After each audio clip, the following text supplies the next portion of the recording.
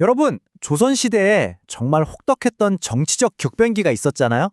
그때 시 한 수 때문에 자기 인생 전부를 걸어야 했던 사람이 있다면 믿으시겠어요? 권력 앞에서도 절대 꺾이지 않았던 선비, 나식. 오늘 그의 이야기 속으로 한번 들어가 보시죠. 이 모든 이야기의 시작이 바로 이 질문이에요.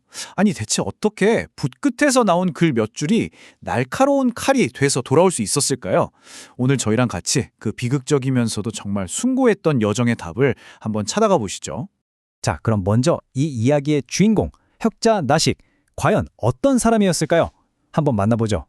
네, 바로 이분입니다. 1498년에 태어난 나식. 그냥 조용히 책만 읽던 선비가 아니었어요. 그 당시 최고의 개혁가로 불렸던 조광조, 바로 그 조광조의 제자였거든요.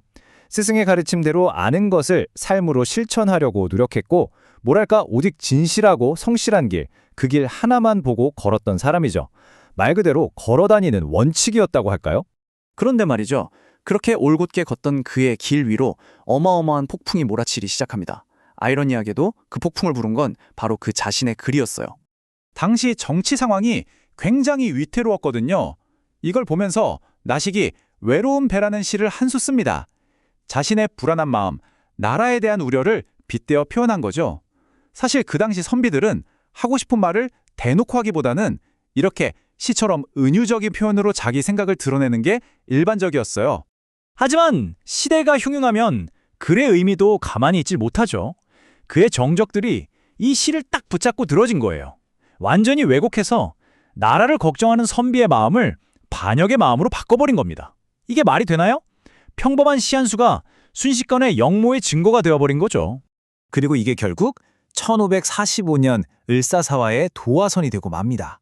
조선 역사에서 네 번째로 일어난 선비들의 대학살이었죠. 이때 나식의 나이가 만으로 47살이었어요.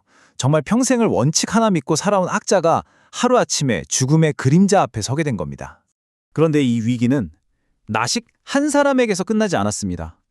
이 불의한 상황은요, 그의 가문 전체의 신념을 시험대에 올려놓게 됩니다. 이 대목이 정말 인상적이에요. 그의 동생 나숙도 관리였거든요. 얼마나 고민이 많았겠어요? 형을 변호하고 진실을 따라야 하나? 아니면 90살 노모를 생각해서 몸을 사려야 하나? 하고요. 바로 그때 어머니가 아들에게 이렇게 말합니다. 네 몸은 이미 나라에 바친 몸이다. 사사로운 효심에 얽매여서는 안 된다. 와, 정말 가문의 기계가 뭔지 제대로 보여주는 순간이죠. 그리고 이런 꺾이지 않는 정신은요, 놀랍게도 다음 세대로 그대로 이어집니다. 나식의 조카 나윤평이라는 인물이 있었는데요. 가문을 풍비박산을 낸 원수지방과 결혼하라는 강요를 받게 돼요. 그때 그가 망설임 없이 남긴 말이 바로 이겁니다. 결국 그는 불명예와 타협하느니 죽음을 택합니다. 억울하게 돌아가신 숙부의 묘 앞에서 스스로 목숨을 끊어요.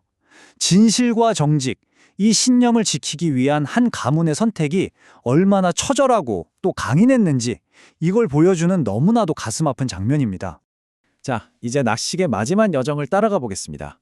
그 비극의 끝은 과연 어땠을까요? 여기 타임라인을 한번 보세요. 모든 게 정말 순식간에 일어납니다. 을사사화에 연루돼서 유배를 떠난 게 만 47세, 그리고 불과 1년 남짓 만에 결국 사약을 받고 생을 마감하죠. 그때 그의 나이가 만 48살이었습니다. 동생 나숙도 사흘 뒤에 처형되고요. 모든 걸 다 빼앗기고 떠나야 했던 유배길. 그 길이 얼마나 험난했을까요? 이건 그냥 먼 곳으로 보내는 게 아니었어요. 한 인간의 정신과 신념을 완전히 무너뜨리려고 만든 아주 잔인한 형벌이었죠. 그리고 1546년 추운 겨울, 그 멀고 험한 유배지에 마지막 명령이 도착합니다. 그건 바로 왕이 내린 죽음, 사약 한 사발이었습니다. 이렇게 나식의 삶은 비극적으로 끝나는 것처럼 보입니다. 하지만 여러분, 이야기는 여기서 끝나지 않습니다. 그가 시대를 넘어 우리에게 남긴 게 뭔지 지금부터 한번 들여다보시죠. 권력이 그의 목숨은 빼앗아갈 수 있었겠죠. 하지만 그의 정신, 그의 글까지 없앨 수는 없었습니다. 그의 진솔한 생각들은 장음정집이라는 문집에 고스란히 담겨서 지금까지도 우리에게 전해지고 있으니까요. 그리고 이게 정말 중요합니다. 그가 죽고 22년이 지난 1568년, 역사가 마침내 그의 손을 들어줍니다. 나식은 공식적으로 모든 억울한 혐의를 벗고 자신의 명예를 완전히 회복하게 된 거죠. 생각해보세요. 우린 그를 괴롭혔던 사람들의 이름은 탐욕과 부패의 대명사로 기억하잖아요. 하지만 나식이라는 이름은 어떻습니까? 불의한 권력 앞에서 끝까지 신념을 지켰던 용기의 상징으로 기억하고 있죠. 바로 그의 삶이 그 모든 걸 증명하는 겁니다. 자, 이렇게 다시 처음의 질문으로 돌아오게 되네요.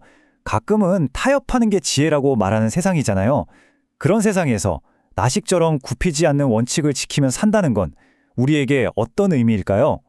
그의 이야기는 진실함이라는 가치가 얼마나 무겁고 또 위대한지를 다시 한번 생각하게 합니다.